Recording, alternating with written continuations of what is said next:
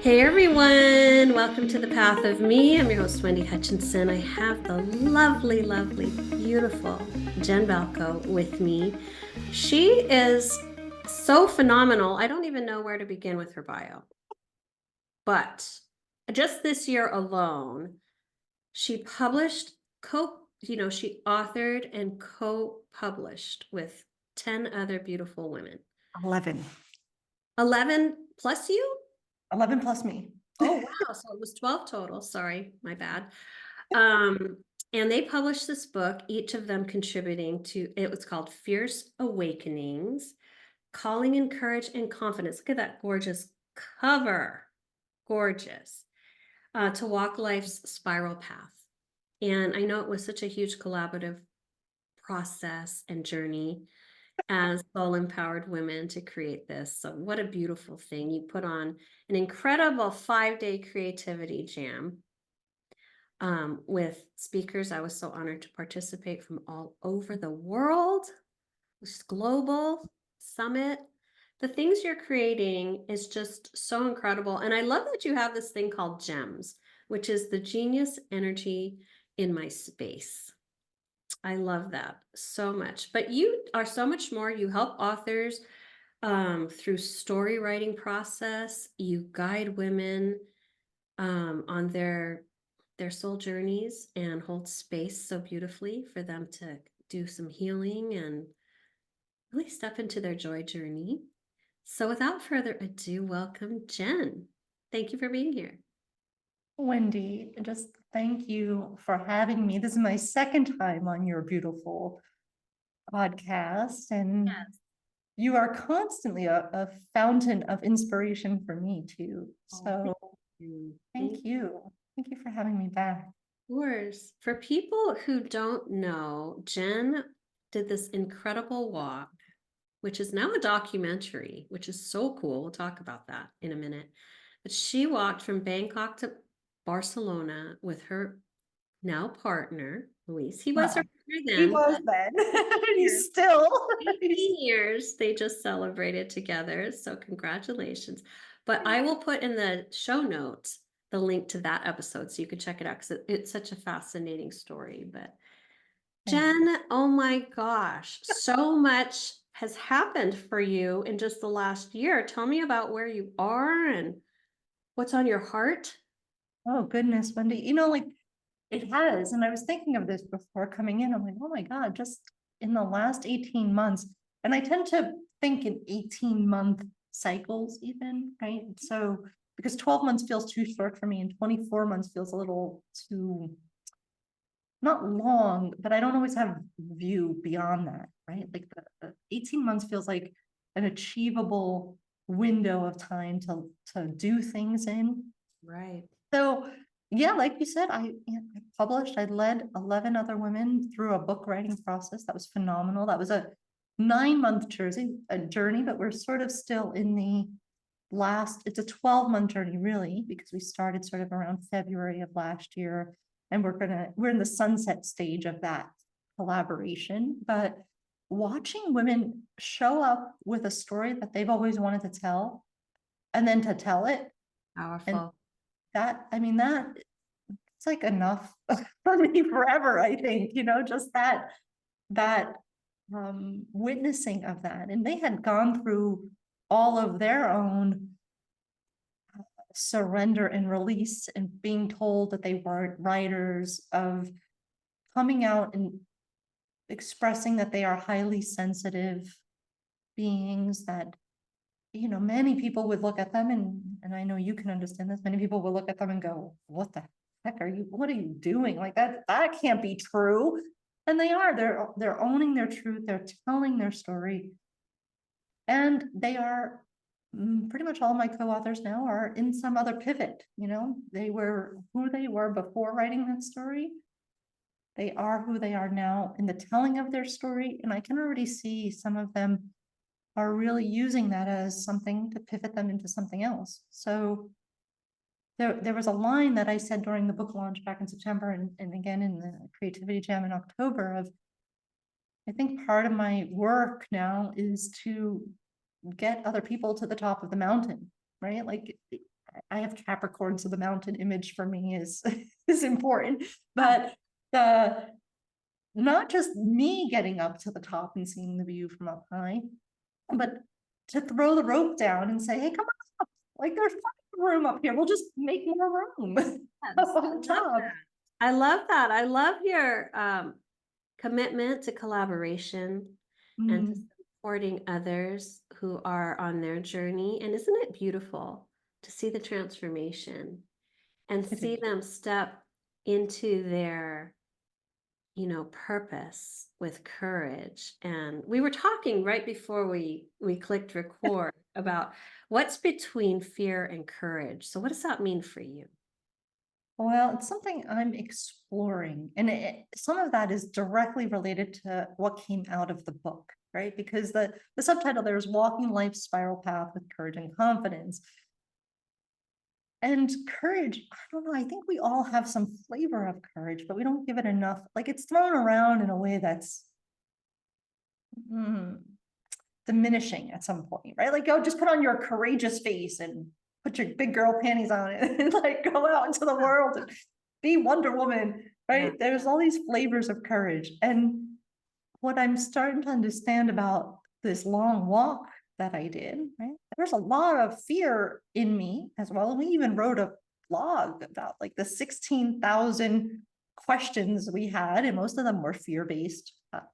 And they weren't 16,000 questions, but because that was the distance we walked. So we kind of made that title of like 16,000 kilometers and 16,000 fears or something like that.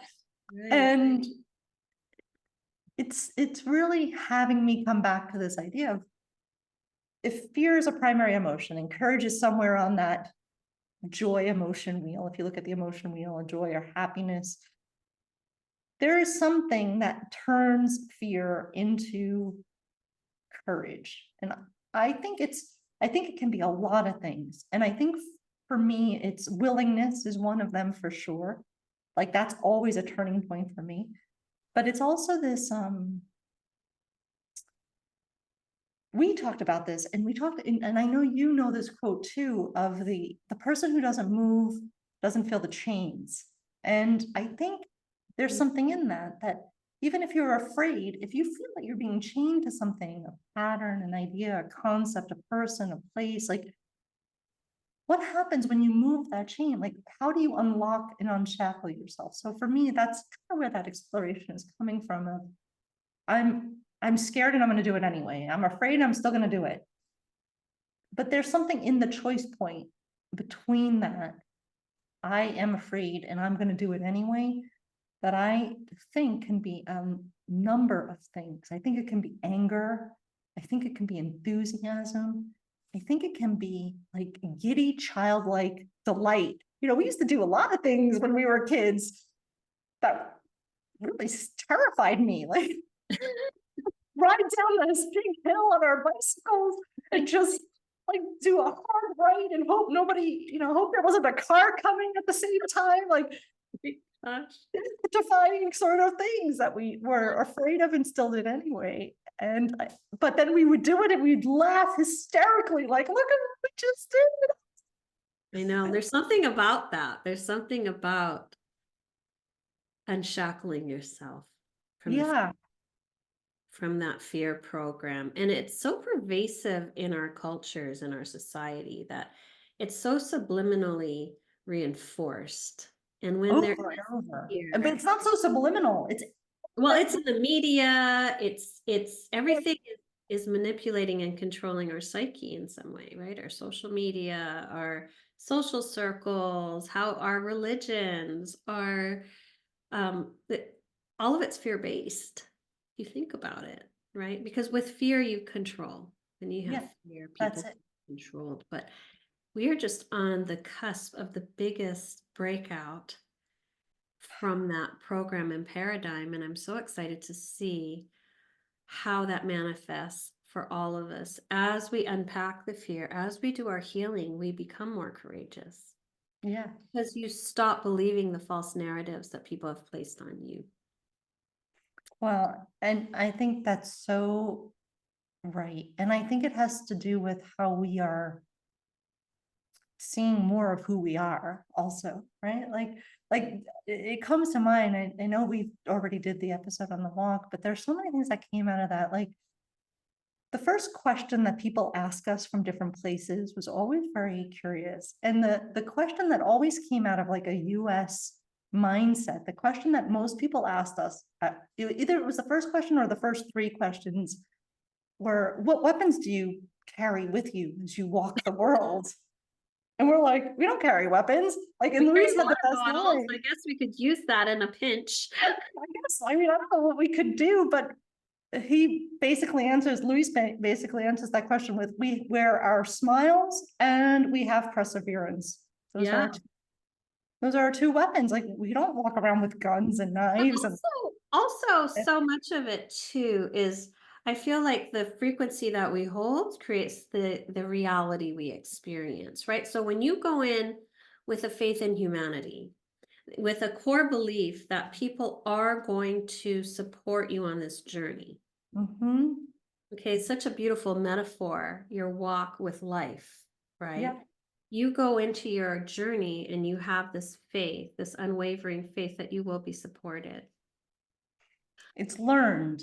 I didn't So, start necessarily all right, not all of the moments I believed it, right. but But you becoming more build on that true. experience. So then you hold that frequency and you get invited to tea or coffee by kind strangers. Or there's like, come, do you need to rest? Do you want to do some laundry? Yeah, There's so many of these moments of just humanity helping you that right. are gifts. That I feel like each one was like this little jewel that you unwrapped, and it was a surprise. And you might have been out of water for miles, or and they allowed you to fill your water bottle. I mean, just the smallest things. When you see humanity directly impacting you in such a beautiful way, you keep validating the faith. Yeah. And I think that comes through now, like also in the stuff that I hope to impart, with my mentoring, with the Tell me a collaboration. little bit about your mentoring. What does that look like? And Well, it's been curious. That's also been an evolution, right? Because I started in 2020, right as we hit the pandemic. I knew I was leaving my journalism career. That was something I was doing for almost 30 years. And I just didn't really want, journalism has evolved in a way that I don't feel has a lot of integrity anymore. And I also knew, like, I had already done that for a long time. So when just before the pandemic hit, I walked into the kitchen. I told Luis, I said, I've got to leave. I've got to do something else. I don't know what I'm going to do. And I had this like unraveling moment of, I don't know what else I'm good at. Mhm. And I thought I was going to, I still really fully believe that creativity is one of the things that I want to nurture in other people. I think we've lost our creative sources of inspiration, right? And I think joy is a foundational part. And I created these like concepts of joy journeying and creativity kindling.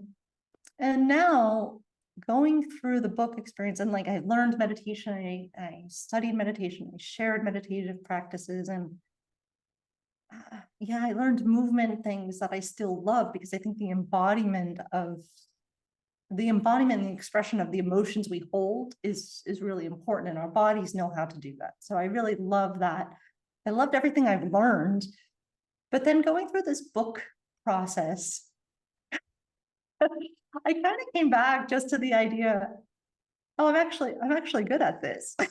Right. I can, I, why am I throwing away 30 years of what I've learned with this intangible idea of people need more creativity? And honestly, like, I don't know how to solve that. I don't know how to solve the problem that people don't have creativity, right? So But then you've been so good at creating opportunities for people to create. So there's the chicken and the egg thing, right? Like, there's this whole thing, they will come. yeah, I really believe it I though. think they And will. But I yeah, think that like this year, and I guess coming through the conference and coming through the book experience, like a book is a tangible thing. And a lot of people put on their bucket list, I want to write a book, and they have no idea where to start, right? And that's kind of where I'm taking people through. It's the story doula part of me that I love, the creation of where is your story right now? And you don't need to start it on page 1. Like you could start it on page 40, like whatever version that is, and I then mean, you'll get that's where the you can do the editing and the right. sequencing later, but just pour it out. Like I found the process of writing to be just about sitting down and writing. Yeah, there's Just sit something to be down said. and write, and let's see what flows and see what comes, and then you have an editor who helps you massage it and cut it down and create a format that works and flows. And obviously you have so much experience with that, so that's really beautiful that you were able to guide others through the process, and now offer it offer it up. But also, don't you find that right when we get comfortable and we think, oh, this is it, that version of us dies or goes somewhere in the forest, and you Yeah, come out a different person, and now you're like, oh, actually, that's actually, this is what was that was a part of the journey, but now I've evolved, and it's something else, and you just kind of keep reinventing yourself, which also is a courage journey, because you have to. I think so many people are unwilling to let go or unhook from the safe and comfortable thing because maybe they're really good at it. yeah. Maybe they get a lot of validation. Maybe they get a sense of belonging with a group because they participate in a healing modality, or they participate in a book club, but the thing people forget is this is a journey of evolution and That's right. growth and soul expanding, um, a path, right? So if you keep holding on to the version of you from 10 years ago or 20 years ago, and you you know, keep going at that, you've mastered that. Maybe it's time to pay attention to that inner compass and that little nudge and God wink that's saying, hey, you're meant for more. You are meant for more, and it's going to be okay. And you have to trust yourself and your guidance, that GPS system is not going to guide you wrong. You've got to follow your heart. But people have a lot of suffering because there's that inner push pull, like, I don't want to let go, I'm afraid, I don't know how, when this isn't going to work, the limiting belief. It's just like this stew of stuff that gets churned up when you're at that choice point, I think, you know. But I sometimes have the other aspect of that where I just totally leap in and I totally expect everything to work out how I want it to. And then I miss steps or I'm learning since we last talked, I'm learning a little bit about human design as well. And I have manifesting generator energy. So it's okay. Like I'm learning, it's okay that I miss steps. It's okay that I take on a lot of things and put the energy in the places that satisfy me the most. And I can handle it. I could handle the big Yeah. energy of it. Yeah. But it is kind of like, I just want to throw everything out, start all the way over, Oh my gosh. and then climb the biggest mountain in the world. Right. Right. I think the thing is, for me, a huge part of my learning, right, was releasing control. Yeah, I'm Just learning that surrender. right I just learned to surrender. now. Because when you have fear gripping you, you want to control everything to give yourself a sense of security and safety. So you're trying to control people, you're trying to control the timeline, you're trying to control. And when you're doing that, you're just constricting and your energy's contracting and you're resisting and it feels like a fight. Oh my gosh. And I've just realized, okay, I'm not tech savvy. I'm having issues with whatever. I'm going to go get a latte. We come back to this in a better because the old me was like, I'm gonna muscle this, I'm gonna figure this out, I'm on a deadline. And now I'm like, I'm self-employed. Like, why Push the am I deadline. torturing myself? Go get a latte and come back, So push the deadline till tomorrow. It will Right. still be It's done. okay. It is going to be okay. And you can pivot. And I think, that's an important thing too, is we have to give ourselves permission.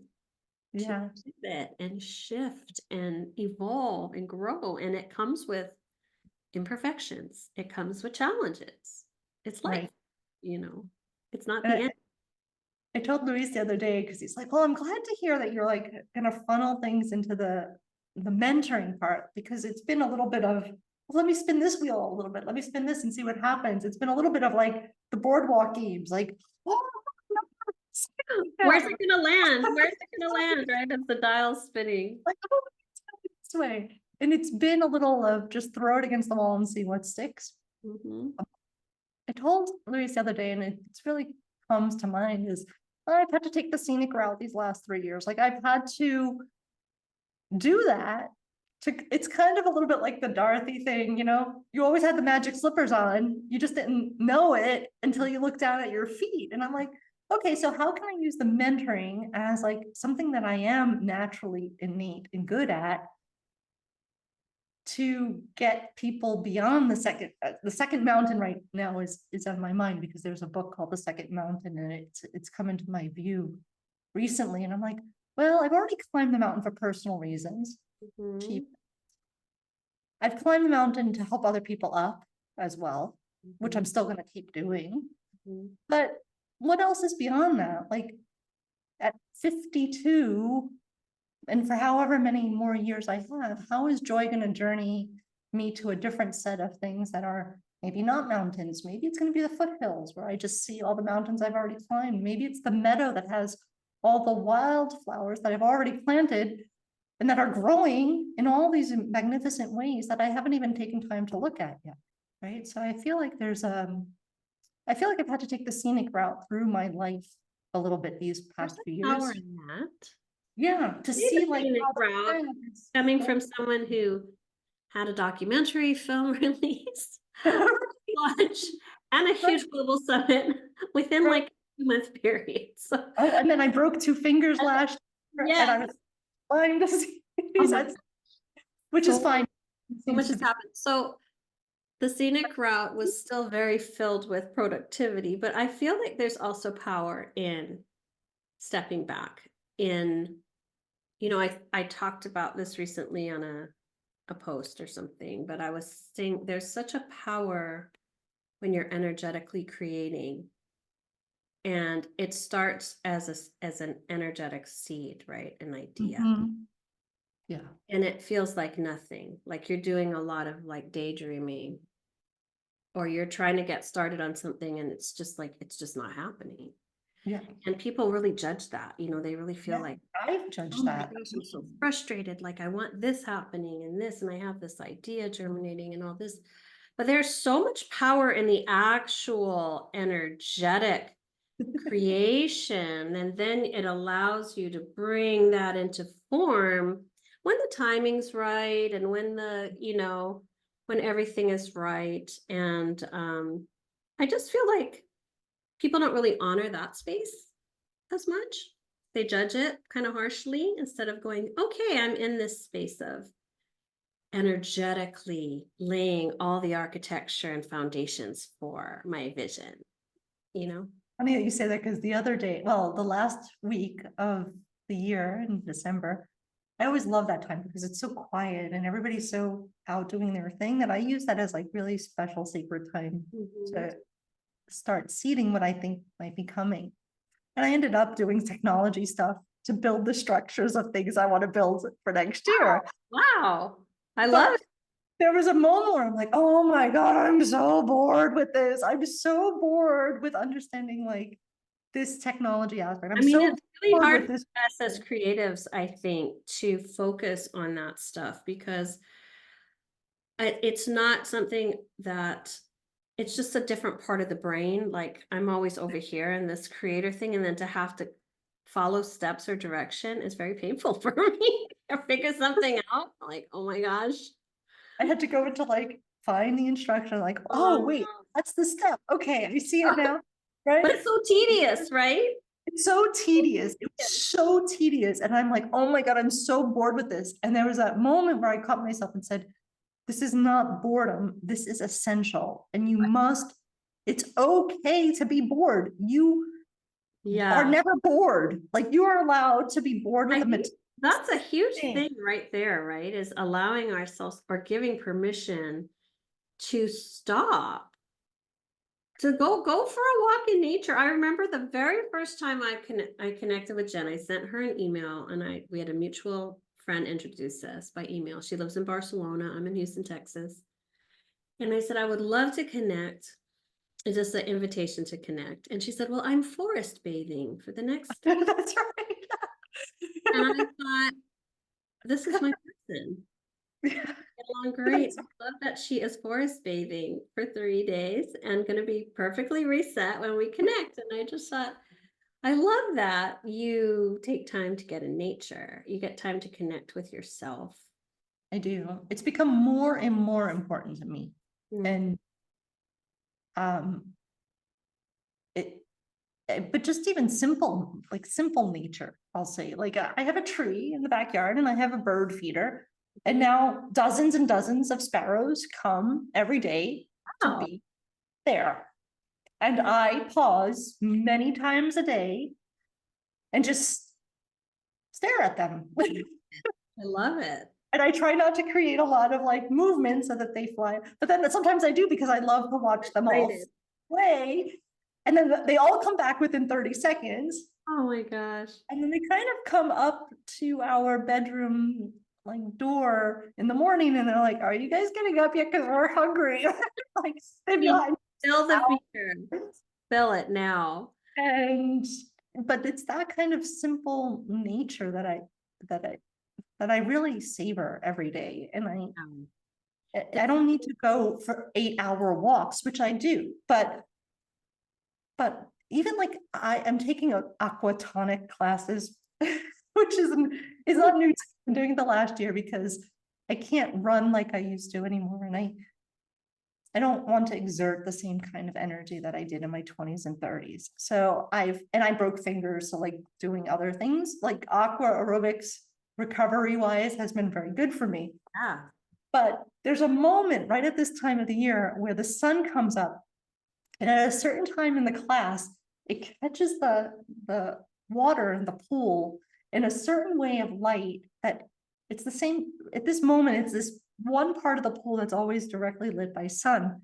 And I'm anticipating that now. Like I'm like, oh, this is the winter time. This is the only time that this happens. Like it changes in the spring and the summer because the sun comes up at a different time. But at this angle, there's a moment where I'm just like, look at how beautiful that sun ray is on this ripple of water. And the ripple is constantly changing because we're doing exercises in there, right? So there's not a continuous line. And then at one moment, everything is still. And then it's just this beautiful, like one ray of sun that just kind of catches the entire distance of the pool. And I'm like, oh. And then I don't care what exercise they're doing, but I just like kind of turn to my east and I'm like, oh my God, son, I'm so excited that you're here again today. And I'm in the pool to notice you. Right? Like, So much of it is actually taking that moment. right. Most people would not. They're like, oh, I don't want people to look at me. I need to keep going with the class. But honoring, I have a good friend who does yoga and she'll do like the first half and then she'll be like, and I'm just gonna stretch and lay on my mat and be in this energy, and she's fine with it. Like everyone else is going with the class and the teacher really encourages that. But I love that you have those conscious moments where you stop. And In there's particular, so much magic that we miss when we're just in the hustle, when we're 3 steps ahead, when we're chasing it. I, for so many years, was on that wheel and yeah. I missed so many moments with my kids because I was trying to shove a cheeseburger in them and get them to a game. And I was changing gear bags in the car and walking the dog. I mean, it was just life was such this hustle and survival experience that I forgot to breathe into those moments watching a sunset or Right. noticing the sky or having a present conversation or cookies with the kids or I was just so task oriented. And now thank goodness I have my little granddaughter. I get a second chance. I'm so present. She's got us wrapped around her finger. She's Right. telling us, move that cushion, build that fort. No, no, no. She's a year and a half and she's trying to move Uh-huh. these, big fabric blocks and tell us how to build things. And I have these moments of magic. Yeah. Time stands still. Hmm. I had a moment where she was getting down for a nap and she was cuddling in, and she's a year and a half, and she started to sing. She was singing just random words, but she was singing. And then I was breathing her hair, and we had just done gingerbread houses, and she smelled like frosting. And I was like, "Shh, this moment is everything. Yep. This moment I will hold that in my heart forever." You know, just like your sun rippling on the water. You have these moments, and I'm like, this is what life is really about. Yeah. These ordinary moments that are not ordinary, they're extraordinary. But They're all extraordinary. Right. we miss them because we're just so busy, you know. And it is getting harder for me to be in life that way. Like I love a good hustle. Like, no, don't get me wrong. I got energy that I need to expend on a lot of things. So being busy sometimes for me is a natural rhythm. But when I'm in other people's busy rhythm, it's really difficult for me to be in their busy rhythm. So I see it in my family, you know, the same thing that you were just saying. They've got kids, they got to get to this one to the game, and this one has practice, and this one has and it's a lot of like hurry up and go. And what's curious is that my brother-in-law has more of our view of like they don't need to be doing so much. They don't need to be in every sport and every activity. And he's like, just take it easy. They'll get Did there. it It'll be really fine. matter? It Did it doesn't. really matter in the bigger scheme? Now I'm on the other side, right? Because I have a Right. 31-year-old and 20. I'm like, did all of that matter, or was I just buying into this narrative that if you're a good parent, that's what you do? Yeah. Competitive sports, travel sports, music. You know, I'm Asian. You tick the box, right? Like, you don't even think of not to. It's like, oh, I have a choice. Oh, there's another option. Wait, what? You don't know there's an opt out a box that you can check. You're like, oh, this is what we Right. all do, and then you better do it well so that people think you're an amazing parent. Your kids are amazing, which is Right. ridiculous because I think, forest bathing with my kids, they would have gotten more out of it, Well, I think eventually they would have latched on to the idea that they can go forest bathing, right? And I am doing that with I don't have kids, but um my niece and nephew, I've a handful of nephews and a niece, and two of them in particular, I get to spend a lot of time with them when I'm back in the States. And they have a beautiful yard. They have a little brook that runs through their backyard, and they have ducks and other birds that come and deer, right? And I'm so grateful that they actually appreciate that. They'll tell me like, Aunt Jen, do you know that the ducks came back and they laid like 4 eggs, and fox came and ate Oh, the eggs, but oh, cool that they like, get that experience because not everybody does. You look at no, I didn't have that growing up at their age, right? and Like, I love that you get to experience it with them. yeah, and it's fun because like well, I'm the crazy aunt that goes up to trees and hugs them, like wherever I feel like hugging a tree. So I know that's a little embarrassing for them. It was embarrassing for my two other nephews. They're like, Aunt Jen hugs trees. I said, oh yeah, come over here. You'll do it too. Like, I don't, just come No, over and hug this the tree. energy, feel it. One day you're Connecting to them remember this energetic. moment. People are like, and you are crazy. Yeah. And I am pretty sure that they secretly hug trees. But I hope they publicly do it. And Well, even if they secretly do, the fact that you sparked an idea, I think, is beautiful because everything's energy. yeah, Everything is living, breathing. Everything has a level of consciousness, everything. And I love that you give them permission. Well, you too, Wendy. I mean, on a whole different scale, right? Like your ascension healing and your new card deck, like it's so beautiful, right? The So messages are excited simple. about that. I think there's something really, and you can relate to this, Jen. There's something really powerful of taking something from a concept, Yeah, holding a tangible product in your little hands, yeah, poured love and energy, and then even for you to have the collaboration of 11 other women. So all of that love from 11 other people plus yourself pouring into a project, and yeah. then having the pride of holding that and going, we did this. We did that. Hold your book up again so people who are looking at the video version of our podcast can see. Fierce Awakenings. It was a bestseller on Amazon. You guys get the book. Just listen to the stories, read the stories, and, get really present with what comes up for you. Because I really feel like as we journey on and we read books or we have experiences, it's going to trigger something inside of us. And I know that these stories will be very powerful to help people on their own journey. Thank you, Wendy. And I think that was always the intention. We were lucky, it did hit Amazon bestseller in the week that it was launched, and we had a really good feedback and review. But I told everybody from the beginning, I said, I don't care how many books we sell. Like, I just really want us to own the story that feels important in this. It's an anthology, right? So it's not even a whole biography of anybody's story. It's just a sliver of mostly a moment of adversary, like an adverse kind of moment where they came to a choice point, a fear moment, and took the courage to take the next step. But Sometimes, I don't mean to interrupt you, but I was going to say sometimes when you have the courage, you're going to walk alone. a lot of times you might. And so it's a choosing.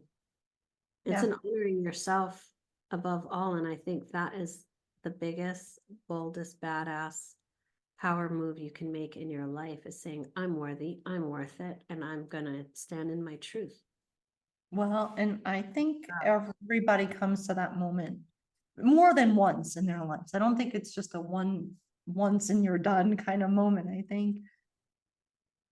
And I think as we get older, we are able to make those choices with more clarity and certainty. Yes. I think it's far less important to me now in my 50s to walk with other people or walk alone if I really value what I want to do. Like in my 20s or 30s, or even in my teens, I would have made choices more of being accepted by the group. Of course. But that's silly. Like now I'm kind of like, well, I'll create my own group. I don't need to. Let's find our own people and be a group. Why not do that, right? That's better. Like it's much better to do that. To Instead of bend everybody else. yeah. Right. Yeah. And Love but that. again, I would not have been probably in my 20s or my teens, like that wasn't really shown to me to go be my If you unique. don't have the modeling of Right. standing in your power, and most Right. people get modeled how to stand in your power in a corporate world, Yeah, that's right. but they don't get modeled how to stand in your power in a soul embodied way where you're Right. true to yourself and you're honoring your voice and your truth and walking your path regardless of the noise, because everybody's here for a reason. Everybody's here to offer something specific to them, unique to them, to the world. And Mhm. if you feel the call to come forward and offer that, it's really important that you follow through, because that's the reason you're here. It's not to really be the version of you that someone else expects you to be. But again, it takes, that's that fear courage moment. It You have is. to be so true to yourself and your nature, and know that your people will find you, your tribe will find you, your soul family will find you, but you have to break free sometimes. You have to break free. But what you just said too of the, the follow through, right? Like Mhm. I know things take time, but Right. I don't always remember that things take time, right? And there's this part of me that was like, come on already, just hurry up and like get there, just hurry up already. And I'm so tired of being patient, right? But and I say that often, I'm so tired of being patient. And that was one of my words for 2023. Uh-oh. That meant you had to work through patience for the whole year. It's funny how that's I right. got reminded on that Over and over. every month. But you know what I love about you is I remember when we were working on that creativity jam together, you weren't afraid to pivot. Like, No. actually, we're just gonna change this a little bit or do that, and that's fine. We need to give Oh, ourselves permission. Like, people get so locked into it has to be this. It has to be this. Because why? because why? Because I invented it that way. Like, Why? Why does it have to be that? but but It's I a think this is a little bit of like coming into a sense of crone wisdom. Like, really, it's gonna get there. It's gonna be fine. And I know that exact pivot, it was a technology related thing. We couldn't get certain things to work. And instead of forcing it and doing it wrong, like having it all fall apart, I'm just like, you know what, Jen, you are the executive of this business. Like, act like an executive. Like, it's not ready. Give it another week. Your tech person is going to work on it with the company's tech person. It's going to be resolved. And nobody's going to notice that we took 7 extra days to fix that. The speakers will know, everything will be reset, and it will be fine. It and will it be what was. and it And was it was. fine. It was nothing, nothing fell apart, really. I think that maybe it was just a growth trigger for you. It was. And I'm noticing those Surrender, just surrender it, there's a really hard one for me too. Like, so flow, go. let go. Yeah. Yeah. Yeah. It's like I grew up in a world where you don't surrender, right? Like, you surrendering means that you're weak. Like, I had the Or you same thing failed, or you with failed. weakness, That's that's how it's perceived in my culture. You don't Yeah. ever show vulnerability. Yeah. And yeah. You don't Yeah. ever you don't ever fail. You don't ever fail. You don't ever Or you fail. don't tell people that you failed. Oh, the shame, because failure is shame. And then if you go into shame, then that means you're not worthy. And if you're not worthy, then you're not loved. It's like this domino of shit that just, Yeah. so everybody pretends like we're all so good. And I'm like, sometimes I'm not good. Yes, I'm not good. I'm That not. and Sometimes that was not a good moment for me. I was sitting like crying at my kitchen table going, why isn't it I know. Or in my closet, when my closet was my working? safe, go in my Yeah, closet and cry so nobody would see me. right. I couldn't even cry openly. I had to go in my closet so that Uh, I wouldn't be judged for crying and being weak. yes. Well, I'm so glad I that was working alone. I was in the kitchen by myself. I think Louise must have walked in and saw me and said, what's wrong? I said, I can't make it well. it's okay. It's okay. We always rise stronger. I think it's okay to be brought to our Just knees. went for a walk. I think he said, put that down. We're going for a walk. And I think Aw. I'm just like, yeah, you know what? I can make this choice. It's why am I shackling myself to this choice? It was a choice. It didn't work out. It was a target. It didn't work out. We have a new target. We have a new date. It's fine. Carry on. And if it still doesn't work, like if we tried to fix the broken thing and it didn't work, well, we'll fix it another way. I'm a master of invention. Like, I, I think there's a lot of focus on the problem. yeah, And then there's you get lots so of hyper problems. focused on the problem that Right. you're kind of closing yourself off from the potential of a solution because you Yeah. just keep seeing the problem. I think sometimes when I can go and step away for a minute or just like let it go mentally and release it for a little bit. Just give my mind some space, give my soul some space, like download the answer. I always know I can get there. I don't Right. matter how or what.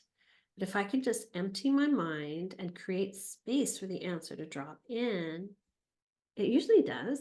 It usually does. If I can do it, if I'm not too fixated on muscling it, getting Well, and I'm so glad you raised this, because I think what I've seen in some of the circles I'm in, and what I try to steer away from, is I see people getting stuck a lot in their problems of their life. Sorry. We're healing everything that happened from when we were 4 and 7 and 12 and 25. And at some point, you have to come out of that, right? And say, okay, look, I'm going to meet that shadow work. I'm going to meet those dark moments in my life, but that can't be the problem that stops me now. Like, I kind of feel like there's a lot of emphasis now on being always stuck in that problem, right? And but I love when you said that, like, just give yourself a little space and you'll see, like, actually how far you've come since that problem first You're not happened. even that person anymore. You're not even like whatever that was, right? You're not even that person anymore. And so it's that telling yourself that same story over and over and over and over and over. All you do is re-traumatize yourself and you take yourself back and you hold yourself. It's like pinning yourself to a board and then trying to move. You can't. But Right, you gotta take that dagger out. You gotta take that pin out that's keeping you stuck and also have the awareness that as we've been speaking this over and over, you're here to grow. So everything from this point, you start here and you go forward. You just right, start here and go right. stop revisiting things and expecting a different outcome. It happened. It was awful. Maybe it was traumatic. Maybe it was really emotionally scarring or physically damaging or whatever. You It happened and you can't change that and you can't change the person who inflicted that on you. You're not going to get the apology. You're not going to get resolution. You're the resolution. You have to That's stay it. here and go forward. Right. You can be your own resolution. Yeah, you can The choose it. problem life gave, whatever showed up for you, Let's right? write a different story, right? It Let's is. let's write a different story. And there's so many people that have just been circling the drain, same pattern, same choices, maybe different faces, maybe different men, maybe different jobs, maybe different, but it's the same pattern. You get the job, you get let go, your unworthiness story is triggered, you spiral, you get the other job. If you don't address the issue, the core issue, which isn't the job, Right. it's your relationship with yourself, you're gonna keep Right. repeating it, right? So it's not like what I've found for myself is the reality is not the issue. Yeah. That's It's the, that's it's the the perception. signpost. That's the signpost. Like, look here, go deeper, look at the wound, you look at the history. You don't have to relive the history, but look Right. at it.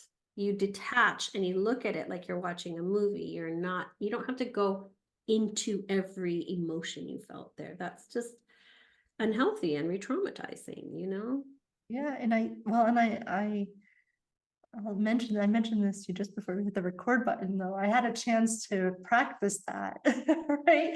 Of Yeah. my partner and I are doing some rooms upstairs, and we have a very different vision. And I had to catch myself being righteous and say, okay, Jen, this is your old pattern of like being righteous and imposing what you want because you think it's the truest form of what's true right now. And it Yeah. might well be. But there was a moment I'm like, you know what? I'm not going to fight to be right here. I think you have a vision, you have good intuition. You go ahead and do it and learn what you need to learn from this first. And then when you need help and when it's time for me to come back into this choice making process, I'll step in and help where I can. But at this moment, it doesn't make any sense for me to keep claiming my territory of what I think is right on this thing.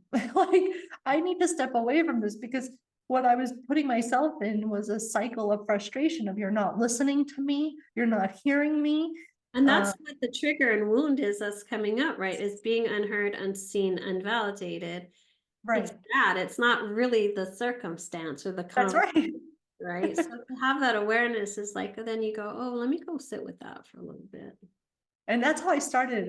I'm learning that I don't need to respond to every thought and every idea that pops into my mind Right. or into my space Right. immediately. I'm allowed to take 36 hours and say, you know what? I gave myself a little bit of space, and this is where I think I'm at. I don't need to buy everything just because Amazon says, oh, you're gonna love this book. Like, I Right. don't need to, But I I love that. don't, And that's called discernment. That's called discernment. Giving yeah, yourself the space to process it and go, how do I really feel about this? Right? right. What's Then, the true alignment in action or non-action for me here? or not action. And it was truer for me to step out of being in action mode, Yeah. which is difficult for me because I want to be in action mode. But it was really like, look, just hear me out. Like, I'm going to be like the silent partner here. I want you to move ahead with this kind of project in all the ways that feel good to you. And I am still giving my support, but I don't want to have a say in this yet. This When is you're not, able to offer that, you're yeah, extending grace to really yourself difficult. and the other person. Yeah, it was really difficult. And it was, but I'm proud of you for being able to do it. Thank Jen, we're out of time, but I you. wanted to, it just went so, are. but I always like to ask, what would you offer someone who's kind of going through some of these fear moments? Um, what would you offer to someone who's maybe knows that they need to be courageous, but they can't seem to find it, what would you suggest for them? Um, the first thing that comes to mind is just what we said. Give yourself space to believe that you have space to do that. And because it's exactly what we just said. When you give yourself that space to empty yourself, you can fill your own cup in a new way. And we were talking about that too. Like, you don't need to fill up your cup all the way to full, but you do need to empty your cup now and again so that new things can come in and you can fill it. And it's okay if it's only a quarter fill. It's really okay. You could still go a far distance on a quarter cup.